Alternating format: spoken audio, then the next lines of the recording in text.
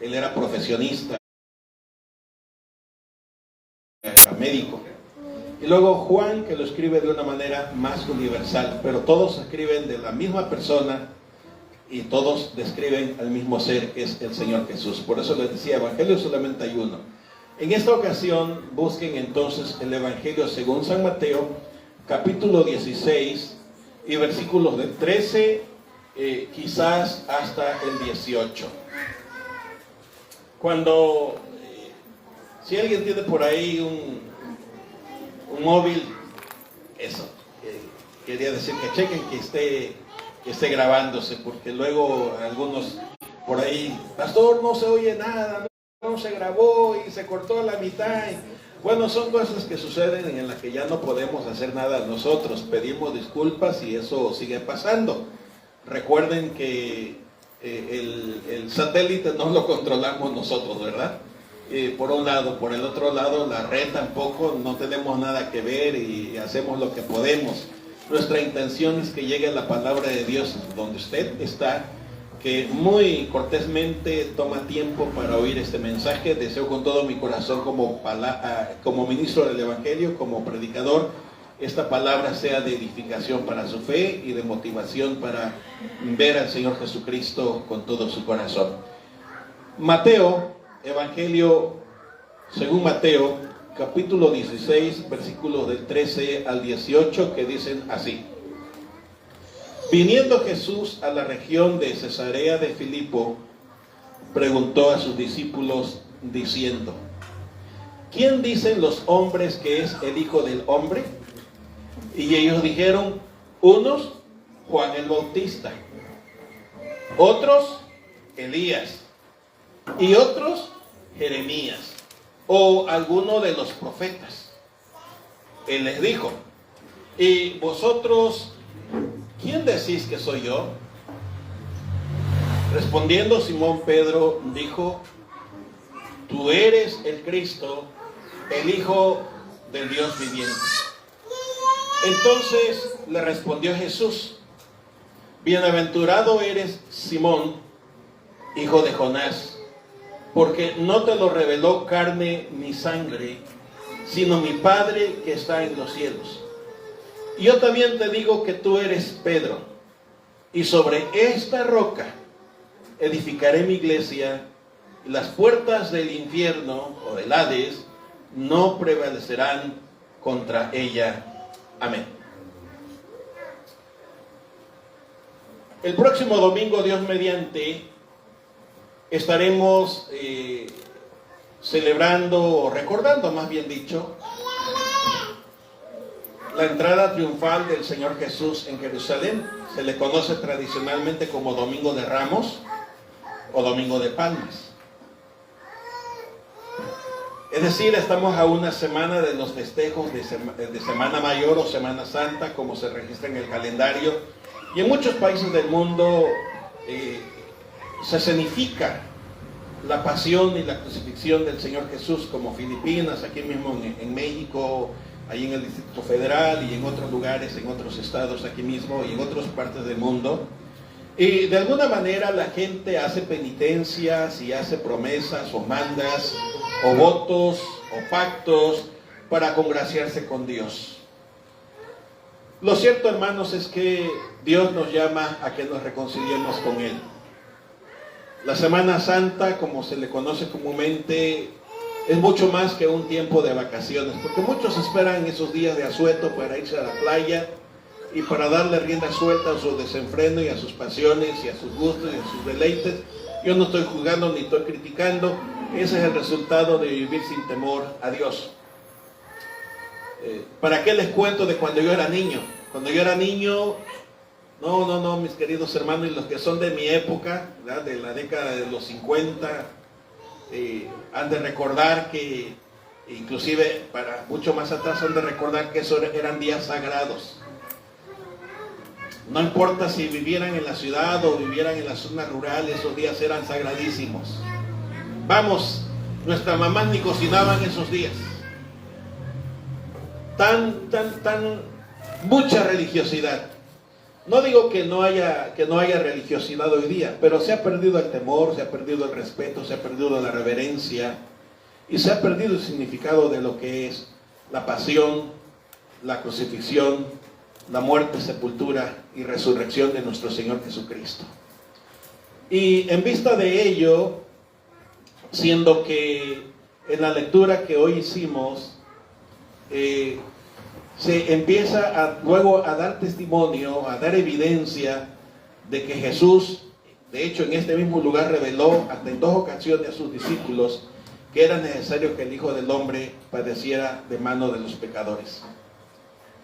Pero hoy quiero tratar un asunto muy importante, hermanos, acerca de una declaración bienaventurada. Dijo el Señor Jesús: de la abundancia del corazón habla la boca.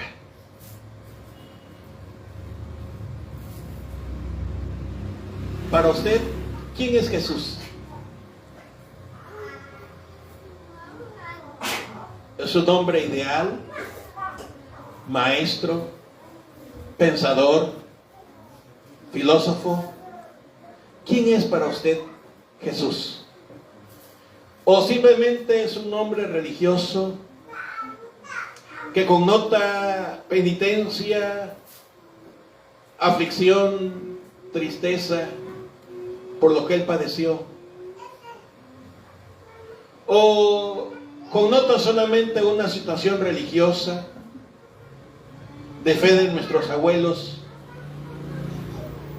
que en muchos casos ya no es del individuo, sino por respeto a los antepasados se conmemora o se celebra esos días? ¿Quién es para usted Jesús?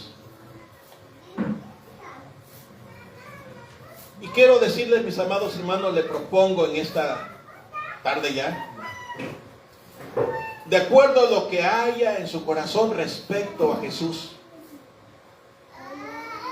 trascenderá en su vida ahora y en el más allá. Insisto, respecto a lo que haya en su corazón de usted en referencia a Jesús, trastocará su devenir, pero también su futuro. Si para usted es solamente un parteaguas, donde un antes y un después, afectará su futuro y afectará su destino eterno también. Si para usted no es más que un filósofo, un maestro, un rabí antiguo judío, un pensador, un hombre ideal, también eso trastocará su futuro y su destino eterno. ¿Quién es para usted Jesús? Porque en concreto, esa fue la pregunta que hizo en esta región. Y déjeme explicarle un poquito, nada más, un instante, espero, sobre la región de Cesarea de Filipo. De toda la nación de Israel en la época de Jesús, esta región era la más, ¿cómo puedo decirle? La más idolátrica, la más perversa. Si ya Galilea era considerada mala,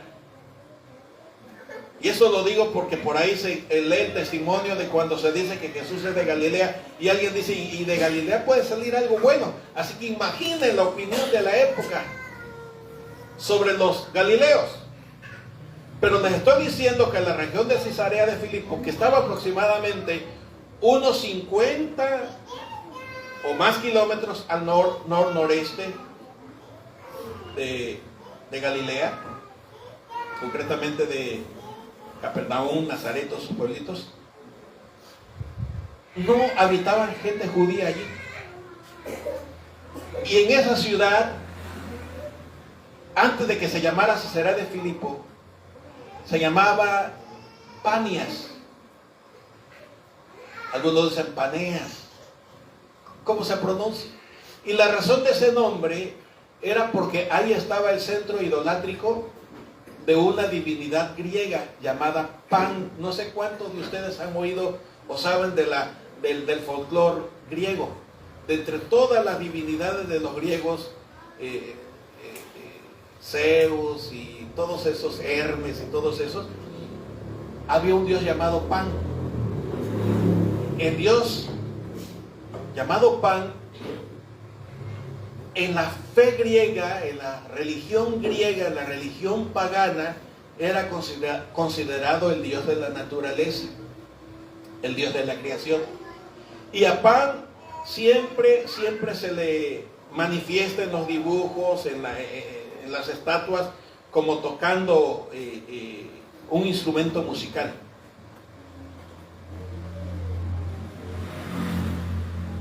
Pero antes de que los griegos vivieran en esa región y culturizaran e hicieran religiosos a los habitantes de sus creencias, ahí estaba un templo dedicado a un dios cananeo llamado Baal, que también era el dios de la creación, según estas religiones. Pero aparte, hermanos, Cesarea de Filipo se llamó así porque fue puesta en honor de Augusto César, o sea, el nombre. Augusto César fue uno de los primeros emperadores del Imperio Romano y exigía que lo reconocieran como divino.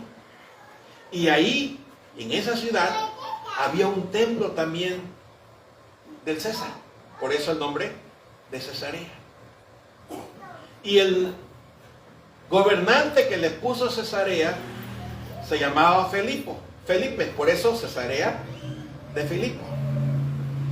El primer esposo de Herodías, la que se casó con Herodes, el cual era hermano de Felipe, el que mandó a matar a Juan el Bautista. Ya más o menos les di una idea. Entonces, Cesarea era, como decirlo así, no quiero que los catemaqueños me miren mal, pero para que tengan alguna idea, como una especie de Catemaco. Aquí en Catemaco está un centro regional de adoración. Ya no solamente del ídolo llamado Virgen del Carmen. También ahora hay un centro de adoración de Satanás, y hay un templo aquí en Catemaco. Entonces, para que tengan una idea, Cesarea de Filipo era algo parecido a esta región. Muy bonita. La ciudad estaba construida al pie del monte Carmelo, me parece que se llama el monte, que es donde había una gran caverna y se decía que allí vivían los dioses. Porque de allí brotaba el manantial que más tarde da vida al río Jordán. Ya los ubiqué a los que leen la Biblia más o menos. Entonces, en esa región tan idolátrica, tan pagana, tan perversa, donde no había ni siquiera judíos que habitaran allí, por lo terrible de la situación cultural, Jesús pregunta a los discípulos: ¿quiénes o qué creen de mí la gente? ¿Qué han oído que se exprese la gente de mí? Y empiezan a responder. Dice que unos de los discípulos dijeron: bueno, uno dice que eres Juan el Bautista, otros dicen que eres Elías, otro que eres Jeremías o alguno de los profetas. ¿Por qué respondieron así? Bueno, en su época Juan el Bautista fue un predicador de arrepentimiento. ¿Se acuerdan que Juan el Bautista predicaba: arrepiéntanse porque el reino de los cielos se ha acercado? Y siempre Juan el Bautista, que vivía como un asceta, es decir, vestía muy pobremente y comía muy precariamente, comía miel y langostas. No piensen en las langostas que viven del mar, sino los saltamontes, los saltamontes. ¿Se acuerdan que se vestía con una túnica de pelos o piel de camello? ¿Recuerdan? Pelos de camello, ¿se acuerdan? Y él predicaba: arrepiéntanse porque el reino de los cielos se ha acercado. Juan el Bautista era un reformador de la fe, si me permiten usar la expresión. Pero recuerden quién era Elías. Un hacedor de milagros. Elías fue uno de los profetas que más milagros hizo. Elías fue un profeta que resucitó muertos. Elías fue un hombre de Dios que oró a Dios para que descendiera fuego del cielo, y descendió fuego del cielo, no una vez, porque todos saben la historia de cuando Elías, allá en el sacrificio de los profetas de Baal, ¿se acuerdan que le mencioné esto ya? Le estaban pidiendo que consumiera el sacrificio, y Elías le dice: ¡hey, háblele más fuerte! La mujer está dormido, etcétera, anda muy ocupado, salió de viaje. Y se acuerdan que aquellos falsos maestros y predicadores de la religión se hacían heridas en su cuerpo, las penitencias, ¿se acuerdan? Y de pronto pasó el tiempo de ellos y dijo: Elías, es mi tiempo. Oró al cielo, pidió que Dios enviara fuego del cielo, consumiera el sacrificio que él le había preparado. Y se acuerdan que hasta lo mandó a mojar con muchísima agua, y vino fuego del cielo. Pero no fue la única vez que él oró pidiendo eso. En otra ocasión, cuando el rey dijo: tráigamelo porque me lo quiero justiciar, y ahí va un comandante con sus 50 soldados: varón de Dios, dice el rey que vayas, que desciendas. Y dice Elías: si de veras creen que soy varón de Dios, que caiga fuego del cielo y los consuma. ¿Y qué pasó? Cayó fuego del cielo y los consumió. Y entonces el rey, no contento, dijo: pues ¿quién se ha creído este? Y le mandó otros. Pasó lo mismo. Y mandó otro. Y este con más respeto, con más temor, y pues, ¿verdad? El miedo no anda en burros, dice por ahí un refrán popular. Le llamó con mucho respeto. Quizás yo me imagino le dijo: don Elías, señor Elías, mira, por favor, apiádate de mí, ven conmigo, por favor, acompáñame. Y milagrosamente ese hombre, por ese respeto al varón de Dios, ojo, mis queridos hermanos creyentes de hoy, hermanos bautistas creyentes de hoy, ¿verdad? No solamente me refiero a ustedes, sino a todos los que me están escuchando, porque luego a los pobres pastores comunes va. Y no por la gente inconversa, sino por la gente dentro de la iglesia. Milagrosamente, volviendo al asunto de Elías y aquel comandante con sus 50 soldados, escaparon ilesos por ese respeto que tuvieron por el varón de Dios. Entonces, Elías fue un tremendo hombre de Dios que hizo milagros espectaculares.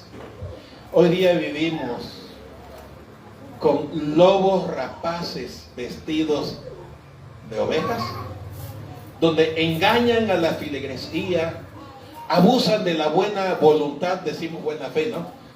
Abusan también de la ignorancia y les hacen hacer promesas y pactos y que les van a dar milagros, y todos los milagros que estos cretinos, perdónenme, es que me enoja, me molesta mucho, prometen es que van a ser ricos, y muchos son timados. Muchos son timados, engañados. Recuerden que los milagros solamente vienen de Dios. Los milagros son obras de Dios, hermanos. Y ustedes me dicen: entonces, ¿por qué me está diciendo que Elías lo hizo? Porque Elías era un hombre sujeto a Dios. Elías era un hombre con la unción del Espíritu Santo, con la unción de Jehová de los ejércitos sobre él. Elías no era un cualquier hombre. Sí, tenía miedo también, obviamente, porque en otra ocasión tuvo que huir por su vida. Pero fue un hombre especial. O Jeremías, porque se acuerdan que estoy explicando por qué dijeron Juan el Bautista, o Elías, o Jeremías. Bueno, Jeremías fue un profeta consejero de reyes. No fue un hombre que hizo tantos milagros. Jeremías fue un predicador que hablaba, permítanme usar esta expresión, con el corazón en la mano al pueblo, y les pedía que se arrepintieran, que buscaran a Jehová Dios. que terminaran con sus malas costumbres de vivir como pueblos paganos, cuando ellos como judíos no eran cualquier pueblo, era un pueblo especial. Puedo decir que Jeremías era un reformador también. Mientras Juan el Bautista era un reformador con fuego, porque él llamaba a los religiosos de su época generación de víboras. ¿Se acuerdan que así les dijo? Les dijo hipócritas. Jeremías fue más un hombre, ¿cómo les puedo decir? Cortés, amable, gentil, que casi suplicaba. Tan es así que en el mundo teológico Jeremías es conocido como el profeta llorón, porque él gemía orando por su pueblo, gemía rogando a su pueblo que se volviera a Dios. Pero luego de estas tres respuestas también dijeron, bueno, o cualquier otro de los profetas. Es decir, la gente, incluyendo los fariseos, incluyendo los saduceos, que eran los jefes religiosos de la época de Jesús, no tenían con claridad en su corazón quién era Jesús. Quizás uno como Elías, quizás uno como Jeremías, quizás uno como Juan el Bautista, o quizás uno como cualquier otro de los muchos profetas de la antigüedad. Pero el pueblo no creía que Jesús es el Hijo de Dios. No estoy diciendo era. No creían que Jesús es el Hijo de Dios. Porque Jesús es el Hijo de Dios ahora, pero también es el mismo Hijo de Dios hace 2000 años. ¿Sí me voy explicando? Y en una situación tan compleja, en una región tan pagana, tan idólatra, Jesús hace un alto en su andar con los discípulos y les pregunta, ¿qué piensa de mí la gente? Y recibe una respuesta, pero luego va más allá y se dirige concretamente a ellos, a los suyos. Y es la pregunta que sigue resonando hoy, en este domingo, víspera del Domingo de Ramos. ¿Sí me explico? Cuando digo víspera es porque el próximo domingo será Domingo de Ramos. ¿Quién es Jesús para usted? ¿Qué significa Jesucristo para usted en su corazón, en su alma, en su espíritu? ¿Quién es? Porque Jesús se dirigió a los suyos y de pronto le dice, ¿y ustedes? ¿Para ustedes quién soy?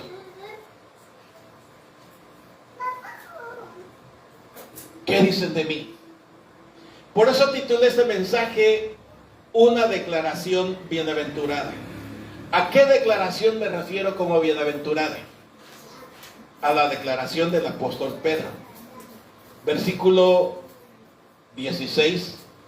Respondiendo Simón Pedro, dijo, tú eres el Cristo, el Hijo del Dios viviente. En el círculo de los estudiosos, aquellos que se dedican a analizar el temperamento de gente que ya no está, porque se dedican a analizar el temperamento de estos personajes, imaginen. Dicen que Pedro era muy impulsivo. A lo mejor que sí. Que hablaba sin pensar y que decidía sin pensar. A lo mejor que sí. Yo no me voy a poner a discutir con los que saben mucho, cuando yo apenas soy el lector de la palabra de Dios.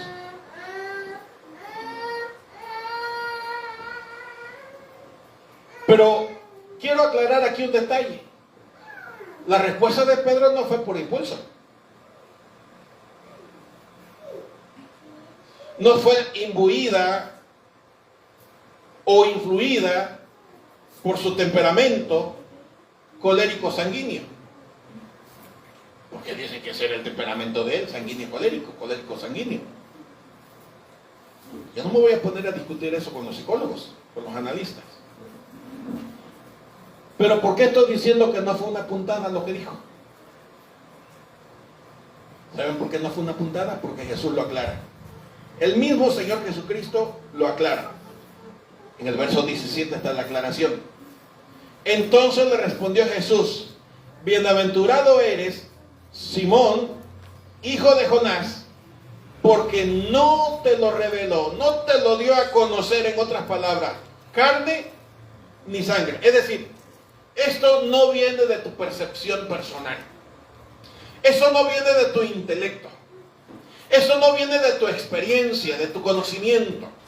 Esto no viene de tu intuición, que sería la percepción, ¿no? ¿De dónde viene eso? Esto te lo dio a conocer mi Padre que está en los cielos. Por eso le estoy titulando el mensaje una declaración bienaventurada. ¿Por qué bienaventurada, hermanos? Primero, porque es una revelación que viene directamente de Dios. ¿Lo notan, por favor? Viene directamente del Padre Celestial, usando los labios y la mente y la conciencia de este hombre llamado Simón, que en este momento le van a cambiar el nombre. Por eso dije al principio, depende de lo que usted sienta en su corazón por Jesucristo, trastocará su presente y su futuro, y aún en la otra vida. ¿Se dan cuenta? En ese momento le cambiaron el nombre a Simón. ¿Qué nombre le pusieron? Pedro. ¿Saben qué significa Pedro? Quiere decir piedra. Piedra. Piedra, les voy a dar su origen. Piedra del montón. Eso significa Pedro. Es como, por ejemplo, hermano, es usted que es constructor y los que saben de construcción, usted pide un viaje de piedra y ahí viene un montón de piedras. Bueno, cada piedra sería un Pedro. Sí, para que yo me explique. Y ustedes capten lo que quiero decir. Una piedra más. Aquí lo importante no es el significado del nombre, lo importante es el cambio. ¿Están conmigo, hermanos? Simón deja de ser el pescador para ser apóstol. Simón deja de ser un hombre común y corriente para ser un hombre muy especial, de entre muchos. Porque ahora ya no va a pescar peces, ahora va a pescar hombres. Ahora ya no va a lanzar una atarraya o una red física de arrastre. Ahora va a lanzar la palabra de la predicación de Cristo Jesús. A eso se refieren las llaves del reino. En Hechos capítulo 2, cuando nace la iglesia, ¿quién predica de todos? Pedro, usando la llave del reino. La llave del reino es el evangelio, es la palabra de Dios. Y cómo las ilustraciones y las manifestaciones de artistas nos han hecho a veces cambiar la idea de las cosas y de las personas. Y nos imaginamos a Pedro como un viejecito de largas barbas con un manojo de llaves, ¿no es cierto? Pero eso es tradición, hermanos. No crean que Pedro nos va a estar recibiendo allá y nos va a abrir la puerta diciendo, no, eso no es cierto, eso es de la tradición. Quien nos abre la puerta del cielo es Jesús. Porque Él es el camino, Él es la verdad y Él es la vida. Y nadie viene al Padre si no es por Él. Por eso, sin ser críticos y sin hacer señalamientos específicos, no hay virgen que nos lleve a los cielos. No hay santo que interceda por los creyentes. Los muertos, dijo Jesús, muertos están. Quien nos lleva al cielo es Jesucristo. Porque Él es el camino, porque Él es la verdad, porque Él es la vida. Y lo respalda el poder de una vida indestructible, dice la Biblia. Él dijo, nadie me la quita, sino que yo de mí mismo la pongo. Tengo poder para ponerla y tengo poder para volverla a tomar, cosa que así sucedió. Es una declaración bienaventurada porque viene de Dios, pero además porque manifiesta la misión de Jesucristo. Sigo leyendo. Bienaventurado eres, Simón, hijo de Jonás, porque no te lo reveló carne ni sangre, sino mi Padre que está en los cielos. Y yo también te digo que tú eres Pedro, y sobre esta roca. Aquí voy a hacer un señalamiento muy especial. Sobre esta roca edificaré, como dijo Jesús. ¿De quién es la iglesia? ¿De quién es la iglesia? De Jesús. ¿No es de Pedro? Y es que aquí hay dos palabritas que necesito explicarles para ir terminando esta pequeña disertación. Yo pudiera pasar mucho tiempo, por eso ustedes se van como 15 para la 1. En el idioma de la Biblia hay 3 términos para referirse a piedra. Uno es Petros, que ya les dije que es una piedra del camino, una piedra de muchas. Otra es litos, es decir que significa una piedrita, litos significa una piedrita, pero Petra, que es lo que se traduce aquí como roca, está hablando de un peñasco, de un macizo. En otras palabras, ustedes que son y que saben de la construcción, la roca es el fundamento de la iglesia. ¿Y qué cosa es el fundamento, hermanos constructores? Es donde se afirma toda la construcción. ¿Sí me voy explicando? Esa piedra o roca del fundamento es la que le da la seguridad. Este edificio, y el hermano hermano Esdra y su yerno trabajaron aquí en este edificio, así que si se nos cae, ya sabe quién le vamos a echar la culpa, ¿no? No es broma. ¿Saben cuántas piedras formaron el fundamento de este edificio? Y todas esas piedras le echaron una mezcla y le hicieron una sola, ¿no es así? Y se llama fundamento hoy día. Entonces, ¿a qué le llama Jesús roca? A lo que había declarado Pedro. En otras palabras, la iglesia está fundamentada en Jesucristo, el Hijo de Dios. Esto nos lleva otra vez a la pregunta que iniciamos. ¿Quién es Jesús para usted? A lo mejor no alcancé a explicar todo lo que me hubiera gustado hacer por cuestión del tiempo y el calor, pero sí le estoy dejando a entrever a dónde o en qué región Jesús se detiene para hacer una pregunta sumamente importante. ¿Qué piensa la gente de mí? Y recibe respuestas. Y entre la respuesta, ninguna está, en ninguna de ellas se encuentra donde la gente pensara que Jesús es algo más que un profeta, es algo más que un milagrero, es algo más que un reformador. Jesús es la roca de salvación. Jesús es la roca de esperanza para la eternidad. Jesús es el Hijo de Dios, el que entregó su vida en la cruz del Calvario por amor al mundo. Y le cito Juan 3:16, porque de tal manera amó Dios al mundo que ha dado su Hijo unigénito para que todo aquel que en él cree no se pierda, mas tenga vida eterna. La opinión que usted tenga respecto a Jesús en su corazón trastocará su presente y su futuro y por toda la eternidad.